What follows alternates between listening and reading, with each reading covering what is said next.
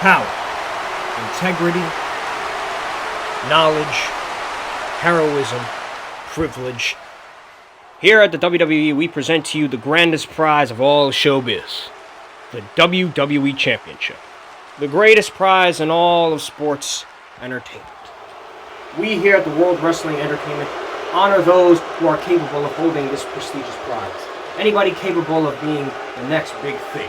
The champion, the one and only WWE Champion. As a corporate entity, we here acknowledge the fact that your intelligence has recently been insulted with the behavior of my own personal dude. Vince, what are you doing here? I'm in charge of the World Wrestling Entertainment now.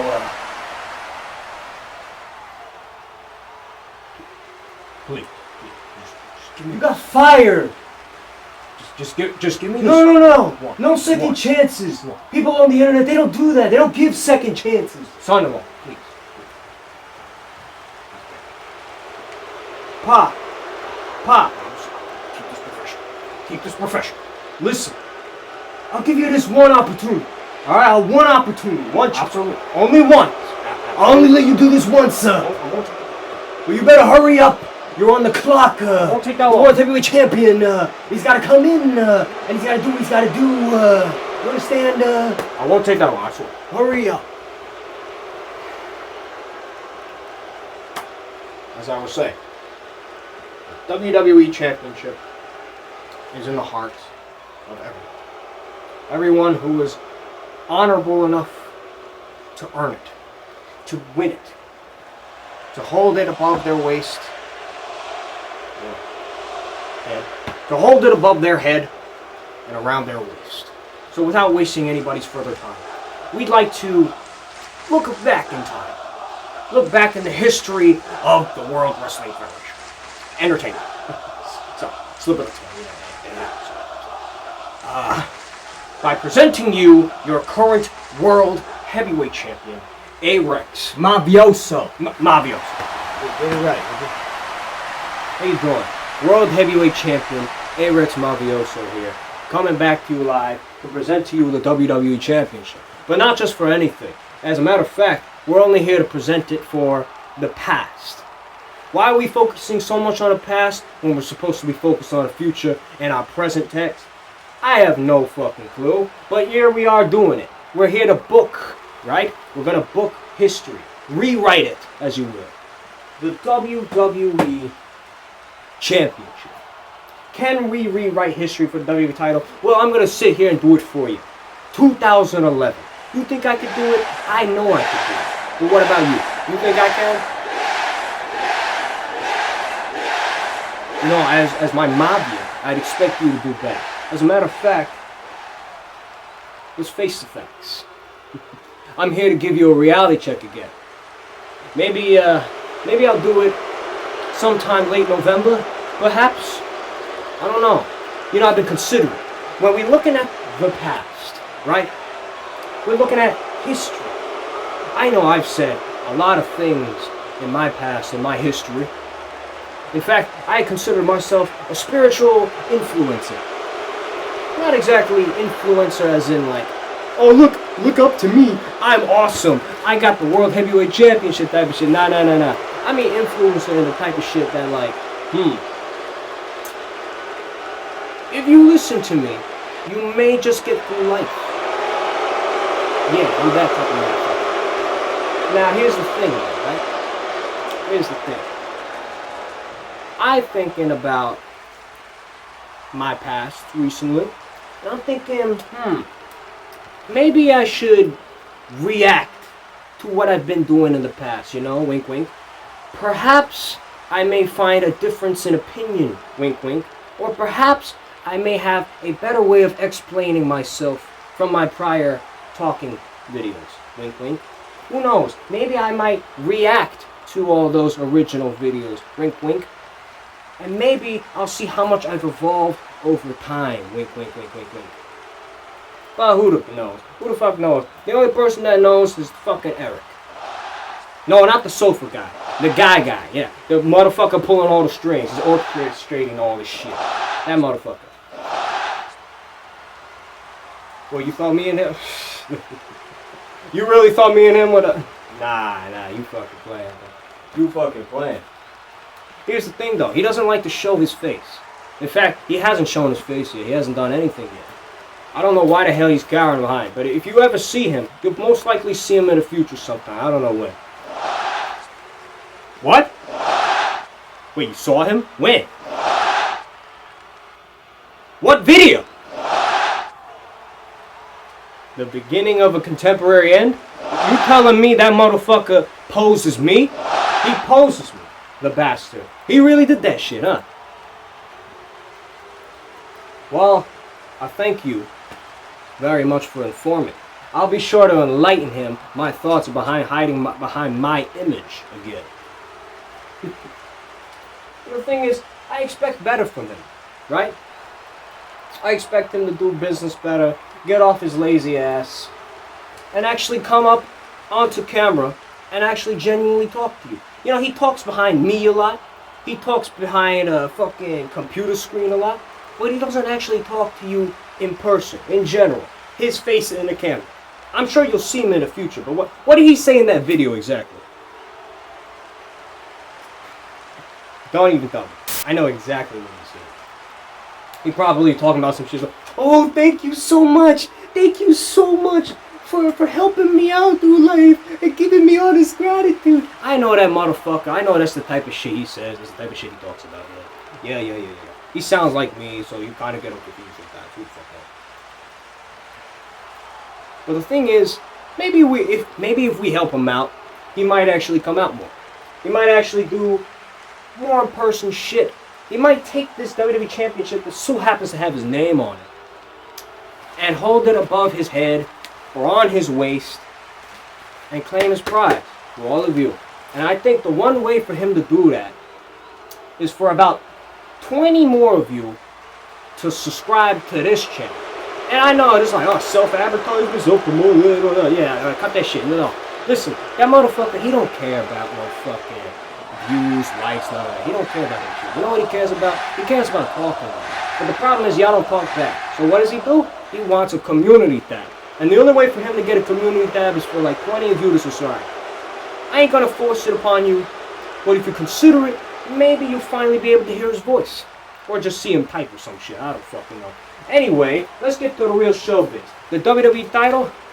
Yeah, I got something special for you. Because unlike his lazy ass, I put in a lot of fucking work. I promised you to make this the best year possible. This was going to be the best set of content, and that's what I'm here to give you. The WWE title, the World Heavyweight title, it don't matter, brother. I am the champion. As a matter of fact, let's face the facts. I'm here to give you a reality check, and if you can't handle that, I'll beat you with a baseball bat. Best believe. How you doing? Today I wanted to try a new little idea of mine that I've been having for a long time, and that is how I would book. Now, if you've seen any of these how I would book videos before in like other people's channels, then you know essentially that it is just somebody giving their own take on how they would book something, storyline wise. So I decided to do my own today, but specifically for something different. Something in terms of WWE. The WWE Championship. Not just any title run though, specifically in 2011. Now 2011 is known for being one of the best PG era years, mainly because of the pipe bomb and the Summer Punk and all that shit, even though nowadays that doesn't really age all that well because the controversies in AEW, but I don't give a fuck. So I'm going to give you my take on how I would book the WWE title reign during that year, because I feel like they messed it up a lot, especially in the second half of that year, and what they could have done, who could have held the WWE title and for how long, and all the different matches that they could have potentially had to make and build up new WWE superstars while also giving some of the older ones their proper title reigns, you know. Now, I'm only going to be doing this for the WWE title, because for the World Heavyweight title, I think it was really good that year. You know, the people who held it, you had Edge, you had Christian, Randy Orton, Mark Henry. I think that was well done. Even though, me personally, I wouldn't have Daniel Bryan cash in at the end of TLC. I'd have him cash in sometime in 2012 before WrestleMania. But that's just me. That's for another video though. Right now we're going to focus on the WWE title and how I would book. Now essentially how I'm going to do this is that I'm only going to be changing matches that revolve around the WWE title from 2011. So any WWE title matches or any superstars that would get involved with the WWE Championship in 2011, those are the matches that I'm going to be focusing on, and those are the stories that I'm going to be building. Now, I'm not going to go show by show. Hell no, that would take forever. I'm just going to go pay-per-view by pay-per-view and essentially tell you the gist of how I would build it up and shit like that. I'm going to start off the year the same way. The Miz is WWE Champion, winning against Randy Orton by CM Punk coming in, rekindling a feud that he had from years prior from what Orton did to him. I think I'd keep that the same, but what I would change for sure is the Elimination Chamber match with Miz and Jerry Lawler. That is not a pay-per-view match in my eyes, and quite honestly I think of it being a Raw match that builds up a fight between Michael Cole and Jerry Lawler at Elimination Chamber rather than having it at WrestleMania, because we all know how that shit went. And then we can build like Jerry Lawler versus Jack Swagger at WrestleMania most likely, and then have it play out pretty much the same way, Miz winning. But I wouldn't have Miz just get completely dominated either. I'd have Miz win pretty unfairly by Michael Cole, but he'd still, you know, get some good hits in, do some pretty good shit in there, you know, to establish himself as a main event player rather than just some cunny ass motherfucker, even though he is. But of course, then this would have to change who he would fight at Elimination Chamber, and to determine who he would fight at Elimination Chamber, I would have a fatal four-way match between John Cena, CM Punk, Randy Orton, and Alex Riley on Raw to see who would face Miz at Elimination Chamber. And this would be really good because, for one, it has Alex Riley in there for an insurance policy for the Miz to make sure that he comes out on top. And it also builds up Orton and CM Punk's feud a bit more, which is something I felt was lacking, was the build-up for that feud to WrestleMania. So this fatal four-way match really helps in that regard. But obviously I'd have John Cena win. So rather he'd take the WWE Championship at Elimination Chamber. He pins Miz and he goes into WrestleMania WWE Champion. Now I have this for a specific reason, because I would still have the Raw Elimination Chamber match. But instead of John Cena being in there, since he's obviously fighting The Miz for the title, I'd have Alex Riley be in the chamber match as another insurance policy. And of course, this chamber match has the same contestants of Morrison, Truth, Orton, Punk, and who the fuck was else in there? Sheamus, yeah. And it slowly builds up to their respective matches towards WrestleMania. You have Morrison and Truth being a tag team. You have Punk and Orton building up their feud. Sheamus is just kind of there. He has his own match with Daniel Bryan, I think, at WrestleMania. Weird, because they opened WrestleMania 2 years in a row, I think, if I'm not mistaken.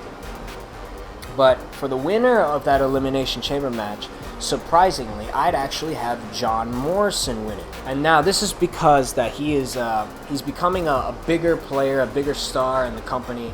And by having him win this match and then go to WrestleMania, he could earn himself a well-deserved WWE title win at WrestleMania, obviously. But of course, we have to build to that, so I'm going to do that in a second. And it also plants some more seeds into the breakup of Morrison and R-Truth, which I think would work even better if Morrison, you know, started getting some star power, started getting blasted to the moon, while R-Truth just kind of fell behind on WWE title opportunities. So it helps in that regard. And then following that, I'd have The Miz do some sneaky ass shit to find a way into the WrestleMania match, similar to how they did in SVR 2011, which conveniently came out just a few months ago from this year. It would be a triple threat main event match at WrestleMania, and this is also really good because since it's a triple threat match, that means it's no DQ, which means The Rock can come in, do his little stunt, And, you know, there doesn't have to be a whole restart the match bullshit crap. And if Miz gets taken out of the game, well, John Morrison, all he has to do is just pin, win, go home with the WWE title, and everybody goes home happy. Because nobody wanted to see The Miz win, and especially nobody wanted to see John Cena win. This, of course, builds to a match towards Extreme Rules. Now, how I would do this is I would do a little mini tourney thing where I'd have R-Truth fight Alex Riley, and then I'd have The Miz fight John Cena, and then they would, like, whoever wins their respective matches, they go on to the next match, and you know how that shit goes.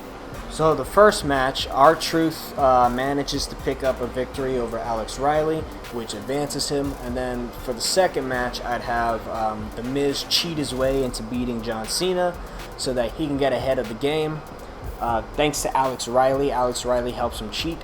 So this also plants some seeds to an Extreme Rules match that I would book with John Cena and Alex Riley. But before we get there, I'd have The Miz face off against R-Truth on the next episode of Raw. And on that episode of Raw, The Miz beats R-Truth. And this causes some problems because R-Truth really wanted the WWE title spot. And John Morrison, you know, he's trying to help him out. He's like, it's all right, man. You'll get him next time. And then John Morrison's going to fight The Miz for the WWE title at Extreme Rules. And then R-Truth turns heel on him. And then that will build up their rivalry. And that will build up a match between the two. And this also has a match between John Cena and Alex Riley at Extreme Rules. You know, just to get a little closer to the end of Cena and Miz's rivalry. You know, you have Cena fight Alex Riley at Extreme Rules. And then you have The Miz fight John Cena at Over the Limit. So obviously I'd have Morrison go over on Miz at Extreme Rules.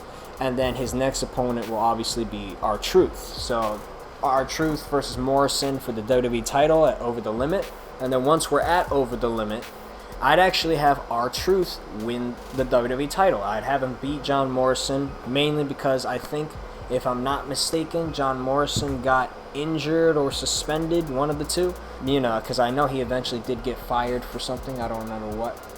So I'd have R-Truth come in, take the title from Morrison, and be this dominant heel champion for about a month. And then obviously this will build to Capital Punishment, where John Cena will regain a WWE title opportunity to face R-Truth, and then he whoops R-Truth's ass, and this causes a problem. And this also builds up to CM Punk, because CM Punk is going to call this shit out, because John Cena, you know, he just gets a free WWE title match, he beats R-Truth, and so obviously he's the champion again, and then we can have things play out the same way, where we'd have Punk versus Cena. Punk walks out of Money in the Bank with the WWE title, and we have a tournament match to determine who's the new champ. Rey Mysterio, I'd still have win that match. But the thing about that is that instead of having John Cena come in and be like, oh, let me face Rey Mysterio one-on-one, I actually have, at SummerSlam, CM Punk versus Rey Mysterio, champion versus champion. Now, I know this isn't the bigger draw in terms of ratings, in terms of money, but I would like to keep John Cena and CM Punk as far away from each other after Money in the Bank. And the reason for this is to rekindle like some mystique behind the Money in the Bank match, to where they can't fight each other, and there's always a loophole preventing them from facing each other until next year. And once an entire year goes by and John Cena is facing CM Punk again on Raw 1000, that's when it's going to be like really special, because like, holy shit, we haven't seen Cena face CM Punk in like a whole year. So this is going to be really interesting. Well, one-on-one anyway. And this also works too, because Rey Mysterio and CM Punk had a rivalry at Capital Punishment, which kind of just ended when CM Punk got into a rivalry with John Cena. So this builds up really nicely and puts a close to their story. CM Punk, of course, would win at SummerSlam in order for certain storylines to play out better, such as when Kevin Nash runs in, wipes out CM Punk, and Del Rio cashes in the Money in the Bank. Yeah, I'd have it play out the exact same way, because I really don't see any other way for Del Rio to cash in, and this would be absolutely perfect because it build up Punk as a bigger star, because he's like, oh, he got screwed out of the title, so now he has to find a way back into a title match. but Punk gets it a little easier than Stone Cold did, just to play it in, play with the story a bit. You got to get the audience intrigued. So obviously Del Rio's gloating. He's, I'm the new WWE Champion. All this shit. It's my destiny. You know how this shit goes. And then for the number 1 contender spot at Night of Champions, we'd have a triple threat match between John Cena, CM Punk, and Rey Mysterio. Now, while Cena and Punk, are facing each other, it's not one-on-one. So they're not really getting in all the interaction. And every time they go like face-to-face for a second, Rey Mysterio comes in, he plays along, and they face each other. CM Punk wins the triple threat despite Kevin Nash trying to do some shit. And this also would lead to a really nice match, which I think would be great, would be John Cena versus Rey Mysterio at Night of Champions. I think that would be an amazing matchup. And it would also get some good ratings too, because you have like 2 of the biggest faces of the company just facing off against each other. And especially during this time period, that shit would take off. So obviously we would have Punk versus Del Rio for the title. Punk easily whoops that ass, gets the title back, and we move on to the next story arc, which is the Kevin Nash story arc. Now, I'd build this up to be CM Punk versus Kevin Nash inside Hell in a Cell at Hell in a Cell pay-per-view. And I think this would be a great match, Even though I don't think Kevin Nash deserves a WWE title opportunity, I think that this match would be really big and would also climax the story to Kevin Nash and Punk. That would also build up Triple H in this story arc without it feeling forced and without it feeling out of nowhere, Slowly building the pieces together. So yeah, Punk faces Kevin Nash inside Hell in a Cell at the pay-per-view. He manages to win despite Kevin Nash being a really big threat. And I would have the triple threat match at Hell in a Cell still be a thing, but it will be number 1 contender to see whoever wins the triple threat match will face CM Punk at Vengeance. And out of the loophole, thanks to some Ricardo Rodriguez shenanigans, Del Rio manages to win against Cena and Rey Mysterio in that triple threat match. So of course we built up the match CM Punk versus Alberto Del Rio at Vengeance. Since I think Vengeance was only like 2 weeks away from Hell in a Cell. And as for John Cena, well, John Cena is going to be taking on the Awesome Truth as he teams up with Triple H. Now, the Awesome Truth, in my little storyboard universe, they are a dominant heel tag team, and they whoop a lot of fucking ass. So John Cena teaming with Triple H to get rid of the duo at Vengeance goes south, and the Awesome Truth whoops their asses. Surprisingly, like, that is a triumph. What do they call it in the games? David and Goliath shit? Yeah, you know how that should go. And Punk, of course, he'd be able to take on Alberto Del Rio. As for Rey Mysterio, I think he got injured around this time, but I don't know if that would have happened, again. But hypothetically, let's say if he did get injured, then I keep him out of the WWE title picture. But if he didn't get injured, then I'd kind of move him to a different storyline. I don't know with whom exactly, but I know I'd move his storyline to somebody else. So obviously, there's been a little rivalry that has been building up. And that is the rivalry between CM Punk and Triple H. Now, instead of the Raw Goes on Strike episode, Punk coming out to support Triple H, I'd actually have Punk be an antagonistic character to Triple H. He's the WWE Champion, he's running the business, he doesn't like Triple H, and it builds up their feud a bit more so that they could have a match at Survivor Series for the WWE Championship.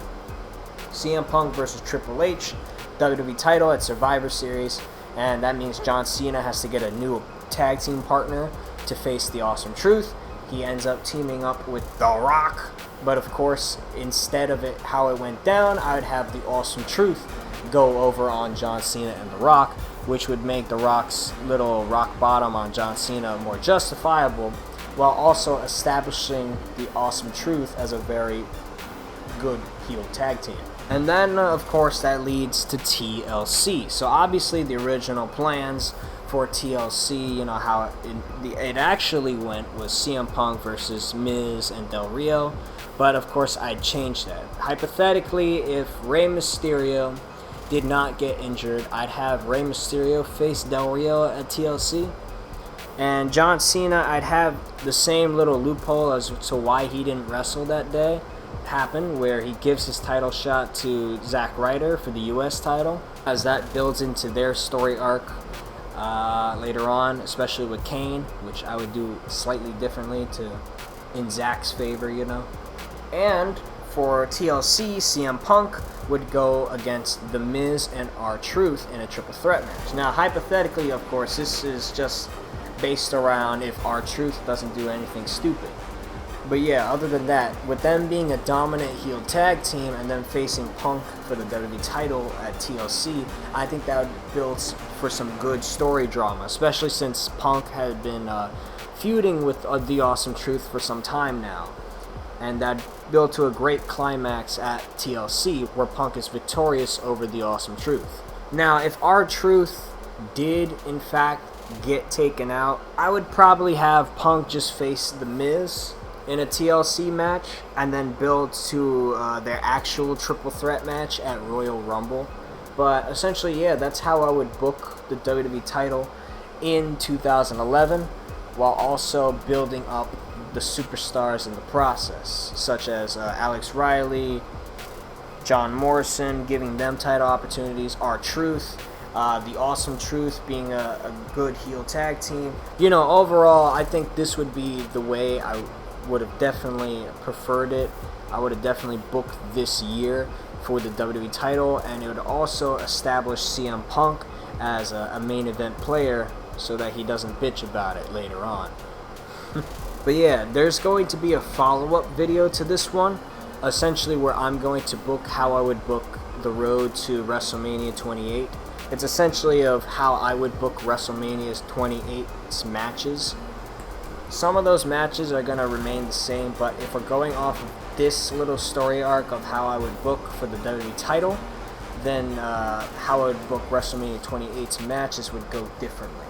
So stay tuned for that video, but other than that, I guess we're done here. So I'll see you later, you bitch ass motherfuckers.